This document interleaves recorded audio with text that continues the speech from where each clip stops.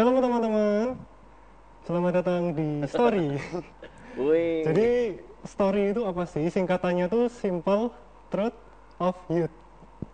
Nah, jadi di sini kita akan ngobrol, kita akan saling sharing juga tentang apa sih kebenaran-kebenaran yang bisa kita ambil waktu kita tuh masih muda. Ya, Jadi story itu bukan story Instagram gitu ya? Oh bukan, apalagi story WhatsApp bukan. Oh ya berarti ini story beda. Oh, Simple beda. truth of youth. Nah, buat kali ini kita kedatangan bintang tamu, yaitu Kobramu. Bintang tamu. Gue star. Udah lama gak lihat loh. Wih, sebulan ya? Sebulan. Sebulan loh. Akhirnya kita bisa ketemu lagi. Yes. Dan yuk kita langsung aja. Sekarang tuh yang lagi ngetren kan gara-gara wabah ini di mana-mana lockdown ya, Bu. Covid. Covid. Nah, sebenarnya kalau kayak gini itu kita juga kenal yang namanya istilah hubungan pribadi dengan Tuhan. Ya. Keintiman pribadi dengan Tuhan, hubungan pribadi dengan Tuhan. Itu apa sih? Mungkin gini ya, relasinya dulu ya. Iya, relasinya. Hubungan sih, karena kan kita sekarang kan udah hampir sebulan kita nggak bisa ke gereja. Dan pasti satu pertanyaan besar, waktu kita nggak gereja, di rumah tanda tanya besar kan, cek rohaninya kayak apa. Nah, jangan-jangan kita masih bagus deh, atau jangan-jangan sudah ikut lockdown juga lah, gawat. Nah, satu hal yang harus kita pahami, hubungan sama Tuhan itu hukumnya wajib banget. Mau ada corona atau enggak, mau lockdown atau enggak, hubungan dengan Tuhan itu harus tetap jalan dong. Nah, itu dia sih. Tadi tanyanya apa? Sampai lupa. Apa namanya? Definisinya hubungan. Oh, definisi hubungan. Mungkin ginilah, saya nggak akan membatasi hubungan dengan Tuhan itu A, B, C, D, E, ya. Tapi yang pasti hubungan dengan Tuhan itu cara kita untuk membangun satu hubungan yang kuat dengan Tuhan. Nah, caranya sih macam-macam. Dari baca Alkitab, dari muji nyembah Tuhan, dari merenungkan firman Tuhan, dan itu nggak bisa dipatok harus ini, gitu kan. Tapi pokoknya setiap cara di mana kita itu kita membangun jembatan antara kita dengan Tuhan, dan itu harus dilakukan wajibnya setiap hari. Wah, itu yang berat tuh tiap harinya hari. itu. Minggu aja kan nggak cukup, Bu. Oh nggak bakal cukup. Kenapa Nggak harus bakal tiap cukup. hari? Harus tiap hari dong. Nah, misalnya gini ya, karena hubungan dengan Tuhan itu juga akan menentukan namanya ini, hubungannya banyak banget ya, dengan kesehatan rohani kita, ya kan? Misalnya dengan makan, ya kan? Makan nggak bisa dong kita seminggu, hari Minggu kita makan sebanyak mungkin untuk seminggu, nggak mungkin bisa. Kita harusnya makan kan, kita juga punya kapasitas dong. Nah, rutin. Nah, kita membangun hubungan dengan Tuhan tuh istilahnya kayak makan itu. Setiap hari harus dimakan, makan supaya apa sih? Rohani kita tuh tetap sehat. Hubungan kita juga kuat dengan Tuhan. Orang yang hidup dia pasti bisa mendengar, bisa melihat, bisa ngomong dan sebagainya. Itulah kalau kita hari ini berhubungan dengan misalnya contohnya benda mati, kita berhubungan kayak apa? Dia nggak bisa ngomong apa-apa kan ya. Nah, supaya kita bisa tetap hidup caranya gimana? Ya itu jadi baca firman, nyembah Tuhan, itu harus dilakukan setiap hari. Setiap hari. Itu ada ayatnya, perintah langsung gitu. Wah, ini ngetes sih. Apa namanya tuh kan ada tuh yang namanya kayak kamu membangun pondok Daud. Ya. Sama apa mirip gitu nggak sih? Sebenarnya gini ya, nanti hubungan dengan Tuhan itu akan nyambung lagi dengan namanya nih keputusan. Ya. Contohnya ginilah, nanti pun teman-teman ya nanti mau mendekati ke pacaran atau mau ngapain lah, kita nggak bisa kan membangun namanya hubungan itu cuma satu kali terus udah. Itu setiap hari. Kalau kita hari ini merasa Tuhan aku sudah cukup dengan Engkau, ya udah, itu hubungan kita akan tiba-tiba akan jadi satu yang putus, ya kan? Tapi kalau kita mau setiap hari benar-benar bangun dengan Tuhan, ya harus ada keputusan dong. Tuhan, aku hari ini mau bangun, aku punya satu keputusan untuk membangun hubungan pribadi dengan Engkau. Nah, makanya hubungan itu harus dijalani setiap hari. Saya percaya sih gini, Tuhan tuh nggak pengen kita itu jadi orang yang yoyo. Oh ya yoyo ya, mainan yoyo ya kan. Nah, itu mainan jadul lah, mungkin anak zaman sekarang kurang ngerti ya kan. Oh gawat ya. Saya pakai di gadget. Nah, yoyo itu kan naik turun. Enggak bisa dong. Tadi saya sudah siapin satu ayat di Amsal 4:18. Tapi jalan orang benar itu seperti cahaya fajar yang kian bertambah terang sampai rembang tengah hari. Artinya gini, Tuhan tuh enggak pengen kehidupan kita tuh kayak naik turun. Itu bukan yang Tuhan maui. Yang Tuhan mau kita tuh terang gitu kan. Bahkan di salah satu terjemahan bahasa Inggris dikatakan sampai mencapai puncaknya tuh kayak terang di jam 12 siang. Itu kan benar-benar terang. Nah, Tuhan tuh pengen kita seperti itu. Nah, itu nggak bisa kita jalani dengan sekarang 1 jam atau 10 jam hari ini. Besok bolong. Besok bolong lagi. Seminggu lagi kita 1 jam lagi. Buat saya mending gini. Ada namanya keputusan, dari keputusan akan muncul namanya kata disiplin. Dari kata disiplin akan muncul namanya konsisten. Nah, itu harus dijalani everyday setiap hari. Itu menarik sih. Nah. Ada keputusan, ada disiplin, Betul. ada konsisten. Betul. Nah, itu tuh berarti kan ada lagi kesimpulan yang kita bisa ambil, hubungan dengan Tuhan itu harus dimulai dengan sengaja.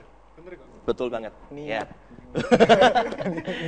Nah, gini, mungkin sambil jelasin sedikit ya. Hubungan dengan Tuhan memang harus dengan kata ini, sengaja. Nah, kata sengaja itu harus dimulai dengan ini. Dari pribadi kita yang berkata tegas. Banyak dari kita gini, sebenarnya gini, ingat enggak ada satu kata firman Tuhan gini, roh memang penurut, tapi daging lemah ya kan. Sebenarnya kita tuh setiap hari roh tuh ngomong kok, ayo doa, ayo baca Alkitab. Tapi kenapa sih kadang kita tuh nggak mau lakukan itu? Karena daging kita lemah, karena kita nggak berani tegas sama daging kita. Contoh lah, perasaan kita tuh sebenarnya anak-anak labil sih. Ya kan? Labil, malas nantilah 5 menit lagi gitu kan. Pas lagi mungkin main apa, ngegame apa gitu kan. Ayo cepet baca Alkitab. Bentar lagi gitu kan. Nah, makanya kita nggak bisa tegas sama perasaan kita nggak bisa tegas dengan kemalasan kita. Akibatnya ya udah itu.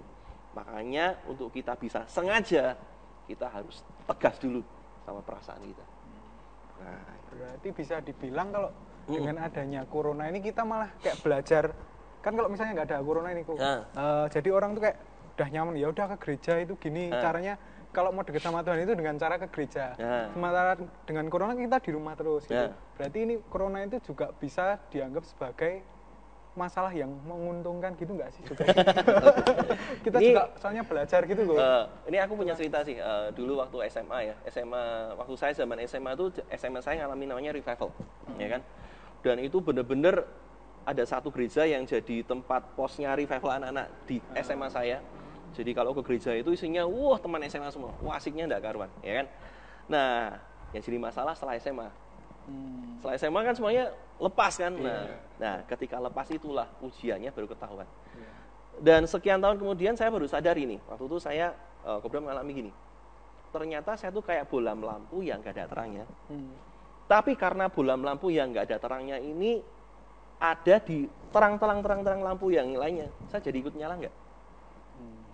Ikut nyala, saya kerasanya oke aja sih, ikut nyala, ikut apa. Tapi ketika teman saya mulai dilepas, kualitas kita baru kelihatan. Ternyata saya ini lampu yang nggak nyala. Nah, corona ini sebenarnya juga jadi indikator sih buat kita. Nggak ada gereja, apa akibatnya? Kalau kita terlalu mengandalkan gereja untuk membangun hubungan kita dengan Tuhan, pasti deh kita hari ini gugur. Tapi kalau hari ini kita berkata mau ada gereja atau nggak ada gereja, hubunganku dengan Tuhan tetap jalan. Nah, itu dia kualitas yang dicari. Nah, ini kan dari tadi kita bicara hubungan. Bentuk konkretnya tadi juga Kobrem udah senggol-senggol. Iya, senggol-senggol. Iya. Itu ada nganu nggak sih? Ada apa indikatornya, misal kalau baca Alkitab harus 1 pasal, harus 2 pasal.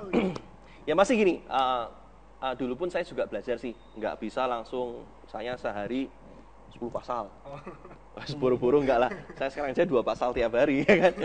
Tapi yang pasti gini, tadi ada satu kata kunci yaitu konsisten. Ya, konsisten dulu yang dipegang. Nah, buat saya lebih baik mending setiap hari 10 menit ketimbang 1 hari 1 jam setelah itu bolong. Dan teman-teman bisa ukur sendiri. Contohnya yang pengalaman dulu waktu saya mulai fitness, ya kan. wah diangkati semua. Setelah itu kan, waduh, kita yang tahu sendiri sih kekuatan kita berapa. Ya, jadi lebih baik nih, yuk mulai dulu dari awal. Simpelnya gini lah, kita sekarang hidup di zaman yang medianya luar biasa, ya kan? Teman-teman bisa buka di YouTube, ambil aja deh satu lagu.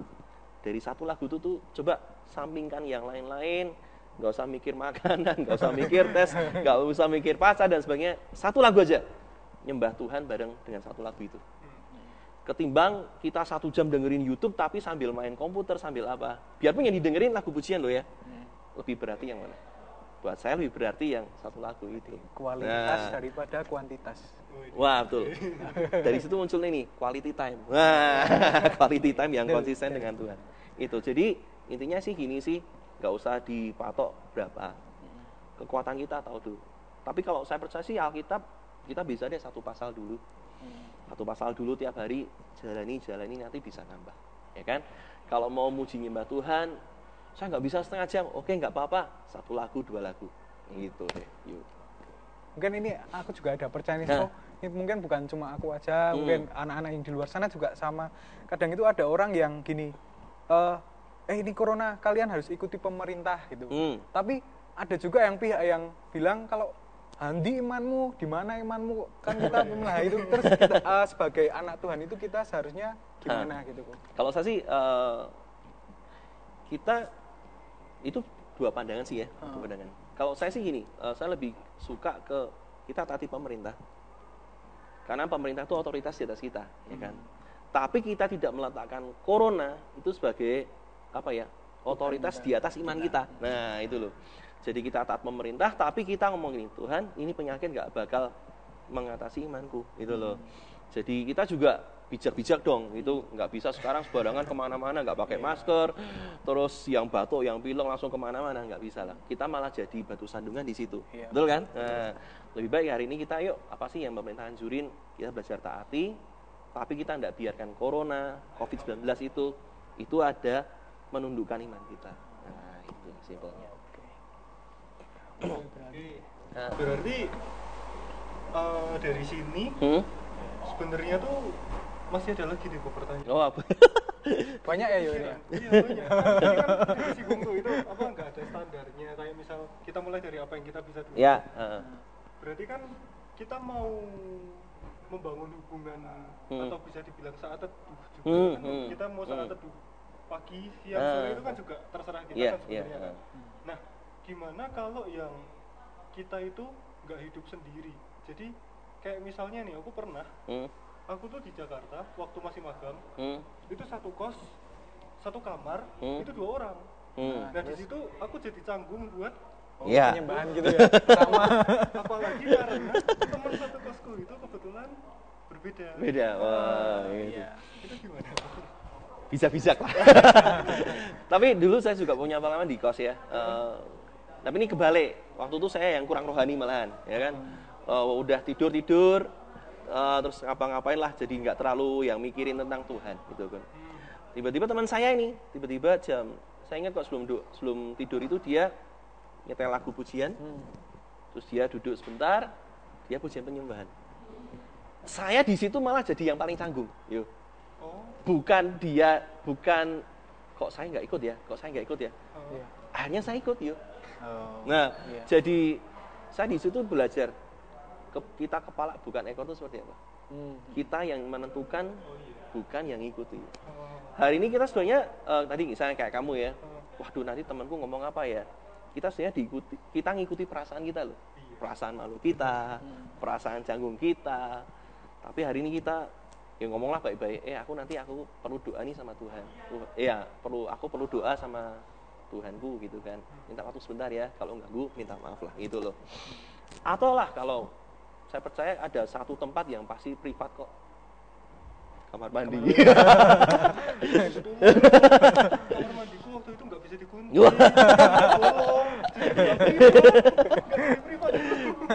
Ya, saya percaya gini sih teman-teman pasti bisalah nemuin tempat yang namanya privat itu pasti ada. Mungkin kamar mandi ibu kos. Kalau misal pun lah bangun pagi-pagi jam 5, waktu orang belum. Oh iya betul. Sebenarnya tinggal keputusan kita kok. Gitu. Kalau ini sih kok kayak lebih ke, kalau ini lebih ke penyelesaian corona sih kok. Ya. Aku akhir-akhir ini sering lihat di YouTube itu ada seorang pendeta A dan B gitu aja. Wah. Dia itu Ini lagi viral ini. Iya. Oh, berarti kok orang pendeta. Oh, tahu dong. Nah, itu kok. Pendeta yang A itu bilang, "Corona stop." Tuhan, saya dengar dari Tuhan, "Corona stop hari ini." Ya, Corona Indonesia dipulihkan sekarang gitu. Tapi di pihak lain ada juga yang bilang kalau loh kok berani-beraninya menghentikan kehendak Tuhan gitu. Kalau corona ada itu mesti itu kehendak Tuhan. Misalnya ini pun wabah dari gangguan iblis, mesti itu juga seizin dari Tuhan. Yang harusnya kita itu tugas kita adalah minta Tuhan buat kita diberi kekuatan menghadapi masalah gitu. Nah itu sebagai anak Tuhan itu terus gimana kok? Aku bingung kok gini. Waduh. Kita bukannya memihak tapi kayak pencerahannya. Nah ini yang saya percaya ya. Jadi nanti teman-teman bisa sih, ini bisa jadi perdebatan juga sih. Tapi yang saya percaya gini, waktu itu kan Tuhan yang nentuin. Iya betul. Mau COVID-19 berakhir sebelum Paskah gitu kan. Kemarin kan isunya itu kan sebelum Paskah selesai gitu kan. Ternyata setelah Paskah pun masih kan gitu kan. Yang saya percaya gini, Tuhan tuh punya waktu. Ya. Tapi lebih baik kita tuh mulai mengerti kehendak Tuhan itu apa sih. Tuhan ini harus diapain.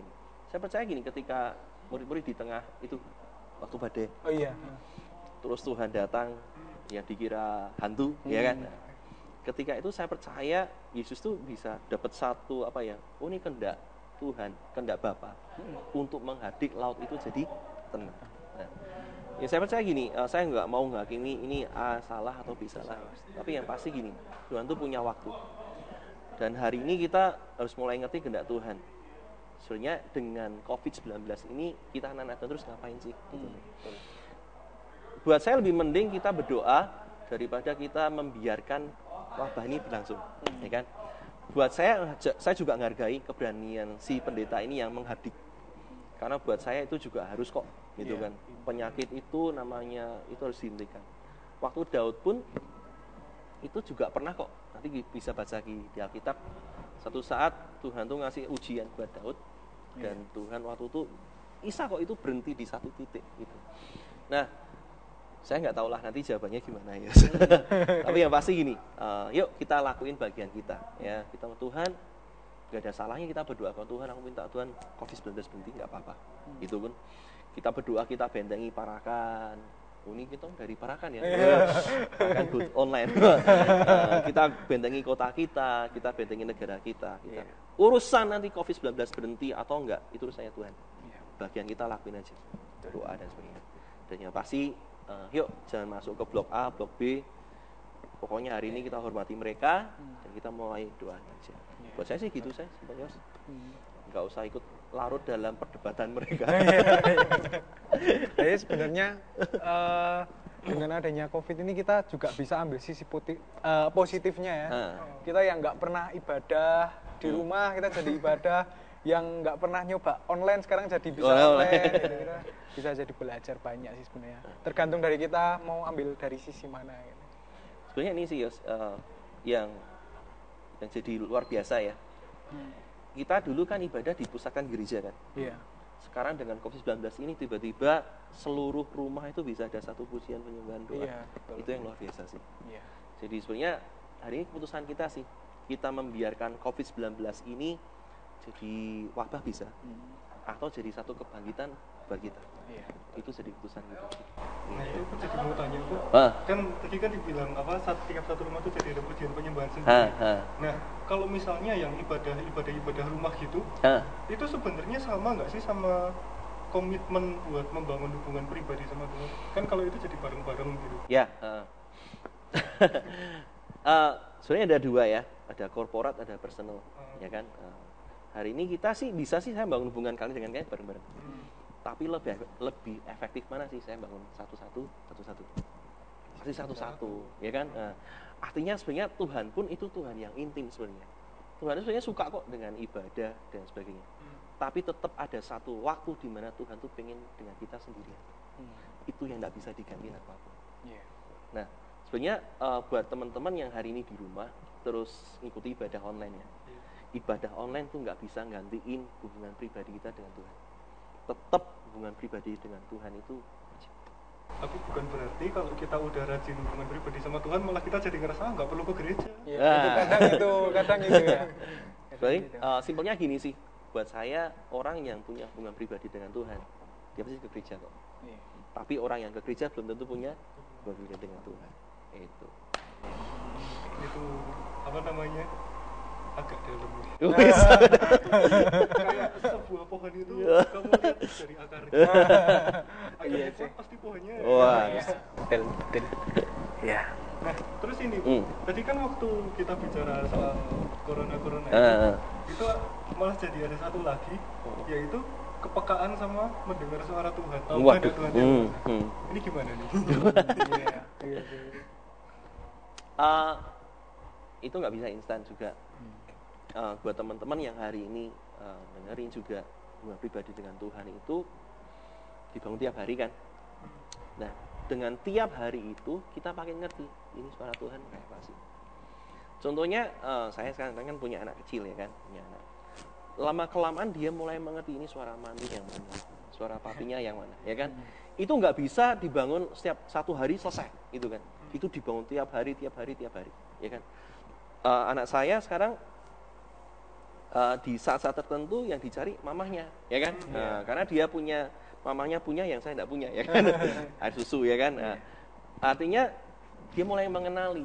Nah, hari ini teman-teman kalau bisa baca di Roma 12 ayat 2 itu, supaya kamu dapat membedakan manakah kehendak Allah apa yang baik, berkenan, sempurna. Itu aja ada 3 level loh. 3 level ya. Belum nanti bedain suara Tuhan, suara manusia, suara setan, ya kan? Nah, itu lebih kacau lagi, ya kan? Artinya gini, kita mulai belajar. Karena dalam Yohanes dikatakan domba-dombaku mengenal suara gembalanya. Artinya kita tuh sebenarnya punya kapasitas kok untuk mengenal suara Tuhan itu yang mana.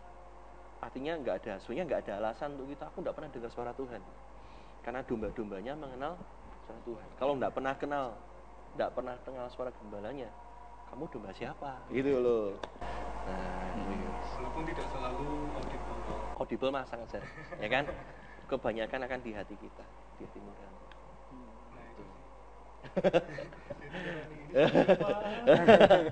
Pelan-pelan. Makanya di satu firman Tuhan dikatakan gini, jagalah hati nuranimu tetap murni. Nah, ketika hati nurani kita tetap murni, Tuhan tuh gampang ngomong. Kita juga dengan gampang bedain, oh ini suara Tuhan, ini suara diriku sendiri gitu. Tapi itu nggak instan. Prosesnya ada sih. Itu. Terus sama ini, Bu. Kalau misalnya nih kita habis melakukan kesalahan kayak misal kita marah sama teman atau tiba-tiba kita ingat tuh ada satu orang yang dulu tuh pernah berbuat salah sama kita. Intinya kepahitan. Nah, kalau kita kondisi kayak gitu, otomatis mau doa itu rasanya jadi malah. Di firman Tuhan dikatakan beresin dulu, kan? Kalau nggak bisa beresin ke orangnya, beresin dulu dong dengan Tuhan. Tuhan, aku punya kepahitan, aku punya kejelekan. Tuhan, aku minta ampun, aku sudah membiarkan kepahitan ini masuk di hidupku. Aku mau lepaskan, aku mau ngampun. Nah, di sini tuh kadang-kadang tuh ada orang yang merasa kok kayaknya aku nggak layak ngadep Tuhan, malah pada merasa gitu. Nah, itu dia. Ini buka deh ayat Tuhan ya. Keluarlah ayat. Sebentar. Di Roma pasal yang ke-8. Teman-teman nanti bisa lihat di sini ya ayatnya. Roma 8 ayat pertama ngomong gini, demikianlah sekarang tidak ada penghukuman bagi mereka yang ada dalam Kristus Yesus. Kata penghukuman di situ itu semacam itu. Kamu nggak layak. Kamu tuh ngisi-ngisi nih batu. Kamu tuh kotor, kamu tuh najis, kamu tuh macam-macam lah di situ. Nah, sebenarnya itu tuh suara setan sih sebenarnya. Itu suara dakwaan. Kalau teman-teman ingat satu lagu ini, sekarang telah tiba, keselamatan dan kuasa, pemerintahan Allah kita, kuasanya dipindah, karena telah dilemparkan para pendakwa, yang mendakwa kita, iblis, siang dan malam. Siang dan malam loh. Artinya setiap hari itu kita didakwa. Kamu tuh nggak layak. Tadi kamu habis bohong kan? Tadi kamu habis nonton yang enggak kan? Dan itu segala dakwaan itu membuat kita tuh, iya aku nggak layak. Dan itu jadi penghalang untuk kita tuh mulai untuk datang pada Tuhan. Saya pun dulu juga pernah mengalami yang namanya gitu teman-teman, namanya frustasi itu kayak apa. Tapi sebenarnya Tuhan tuh bekerja bukan dengan rasa bersalah. Tuhan tuh bekerja dengan namanya grace, anugerah. Nah, hari ini mulai belajar terima anugerahnya. Tuhan, aku salah. Justru kalau hari ini teman-teman adalah teman-teman yang paling kacau, yang paling kasar. Ya, teman-teman yang merasa hari ini aku nih brengseknya nggak keruan. Justru teman-teman tuh punya hak yang paling besar untuk datang sama Tuhan. Berarti kita nggak usah ngerasa tertolak. Nggak usah ngerasa tertolak. Justru malah hari ini kita Tuhan, aku seperti ini. Justru aku yang paling layak untuk terima anugerah. Nah, hari ini kita seringkali jadi ini. Sudah kita bejat, kita didakwa sama setan. Akibatnya kita menjauh dari Tuhan. Iya. Akhirnya bejatnya kita jadi kuadrat ya. Nah, hari ini Tuhan nggak mau itu. Atau hari ini kita mungkin jadi anak-anak yang mungkin kurang ajar, yang brengsek gitu. Justru kita Tuhan, aku nih perlu dibenahi. Aku perlu diperbaiki. Aku datang lewat namanya pintu anugerah. Di situ pintu anugerah, mercy seat, itu nanti ada namanya darah Yesus yang akan menghapus kita. Bukankah Yohanes ngomong Allah itu setia dan adil? Jika kita mengaku, Tuhan itu akan selamatkan kok. Dia akan benarkan. So hari ini teman-teman, buat saya sih kalau ada yang masih malu, itu suara setan. Tapi kalau gitu bisa juga gini ya. Kadang orang dengan kalau wah aku nggak merasa malu tapi malah jadinya salah artikan kalau misalnya habis berdosa ya wis ning gereja meneh. Tapi kita dosa lagi terus ke gereja lagi gitu. Karena dia menganggap dengan mudahnya itu namanya gitu. Dablek.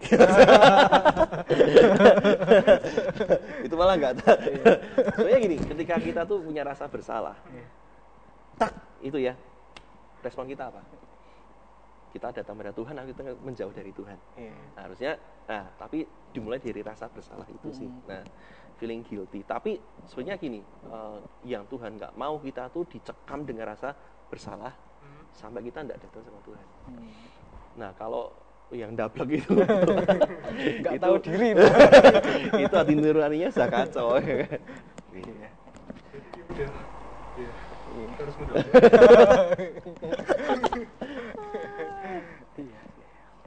Bicara masalah gini nih, sebenarnya dari tadi juga ada satu kata sih yang terus terngiang dari tadi tuh, yang harusnya aktif itu kan berarti dari kitanya buat hubungan pribadi, dan itu tuh juga ada yang namanya berarti komitmen yang karena mau kita kondisinya kayak apapun ya, hubungan pribadi sama Tuhan itu kita tetap harus jalan kalau kita udah komitmen.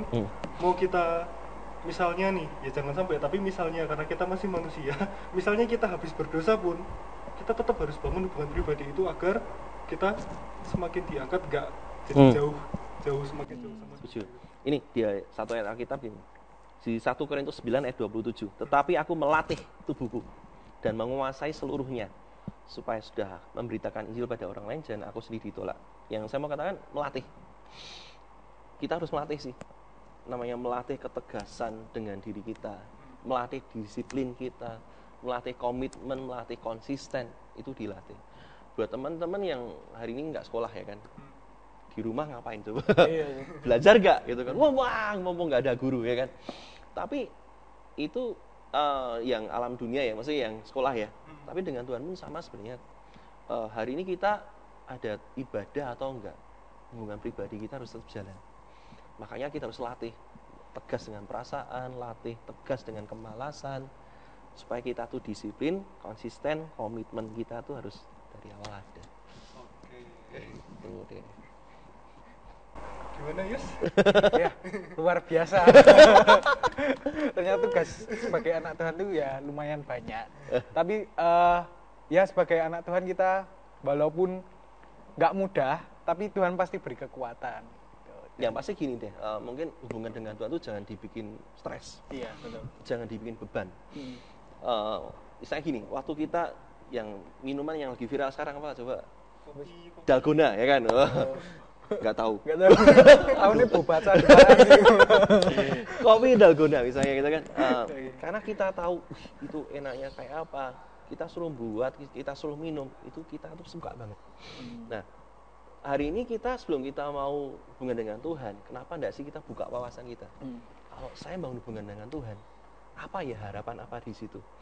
Jadi kita bisa kita melihat dulu apa ya? Jadi kita tuh mulai ngerti pengharapan apa sih waktu kita bangun dengan Tuhan, ya kan? Jadi di situ akan meringankan beban kita, ya kan? Coba bayangkan hari ini kita suruh sekolah tapi nggak tahu tujuan sekolah ngapain, ya kan? Makanya teman-teman di sini harus tahu dulu deh tujuanku hubungan dengan Tuhan itu apa. Dan Tuhan tuh seasik apa, sekeren apa, itu harus ada di pikiran kita. Kalau di sini otaknya Tuhan itu kaku, Tuhan itu jahat, mau nggak datang sama Tuhan? Nggak bakal kan? Nah, makanya harus dibangun dulu. Tuhan itu asik, Tuhan itu keren, Tuhan itu pembuat mujizat, miracle worker ya, dan macam-macam itu. Di situ kita akan bangun hubungan Tuhan itu dengan asik, nggak stres. Bahasa sih gitu sih.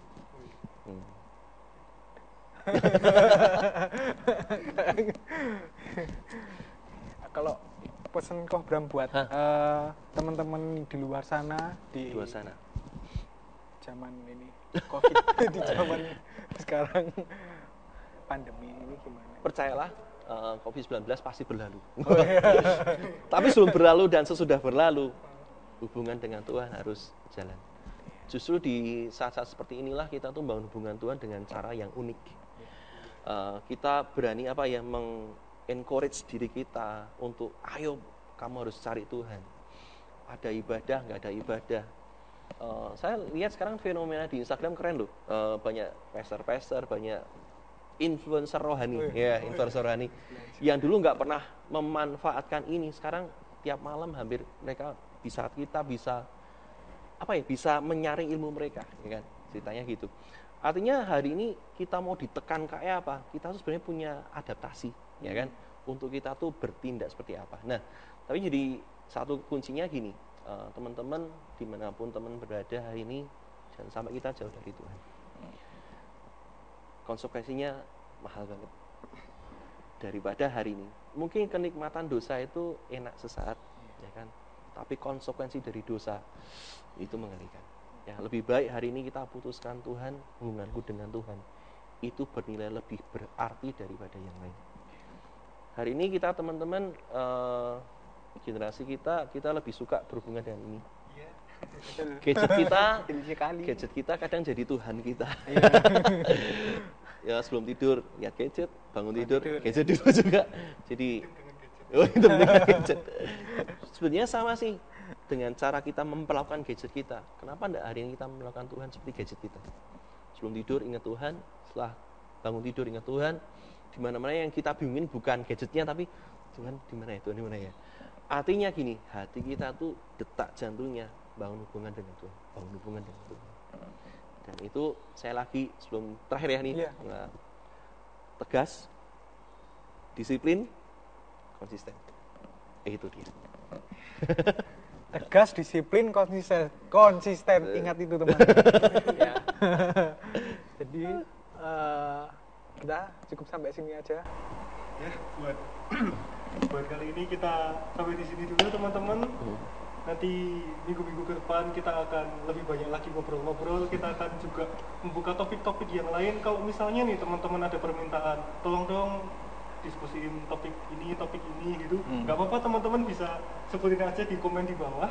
Dan nanti kita akan berusaha sebisa mungkin untuk mengupas topik itu dengan cara story. Oh iya, teman-teman juga bisa hubungi kita melalui Instagram di @youthsiloh ya. youth.siloh. Seperti di bawah ini. Di mana sih? Ya nanti kalian bisa tanya semuanya. Nanti kita juga kalau kita nggak bisa jawabannya, kita cari jawaban yang paling benar. Nanti kita bahas di sini bersama dan kiranya Tuhan langsung yang memberi jawaban gitu. Ya. Terima kasih Pak Bro. Wah ya. Sama-sama. Saya juga senang bisa di sini dan luar biasa ya sekarang ya. Jadi cara kita berkomunikasi pasti memberkati. Ya udah, cukup sekian story kita hari ini. Sampai ketemu lagi di episode selanjutnya di story. Oh iya BTW, ini kita belum ada tagline-nya. Apa? Yang kayak story, cibi-cibi apa gimana gitu. Oh, iya. Nah, teman-teman yang punya ide buat story juga boleh komen di bawah, boleh juga hubungi lewat DM. Nanti kita buat sekreatif mungkin. Yes. Sampai jumpa. God bless you. God bless.